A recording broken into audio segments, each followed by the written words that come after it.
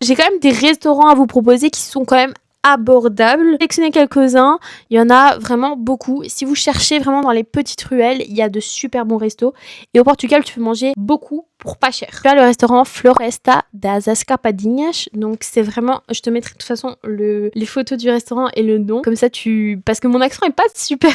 En fait, je pourrais le dire avec l'accent portugais, mais j'ai juste pas envie de vous casser les oreilles. C'est un restaurant en fait qui est connu pour la restauration locale. Et si tu veux manger portugais, tu vas dans ce restaurant. Il est super bien noté, il me semble 4,6 sur 5. Donc franchement, c'est une super bonne note. Tu mangeras bon pour pas cher. Ensuite, tu as la Taberna Sal Grosso, qui est une taverne où tu vas manger plein de tapas portugais super bons. Encore une fois, c'est super abordable, les notes, elles sont incroyables. De toute façon, je te mettrai encore des photos. Et pour moi, c'est vraiment un des restaurants qu'il faut absolument tester à Lisbonne. Ensuite, tu as Bella Gaitera, qui est vraiment un restaurant super abordable avec une note à 4,8 sur 5. Je sais pas si tu te rends compte, mais un restaurant qui fait 4,8 sur 5, il faut absolument le tester, c'est que la cuisine, elle est trop bonne. En plus, c'est traditionnel portugais et tu manges pour pas cher. Et je termine avec le dernier restaurant, Lisbonne, et oui, tout.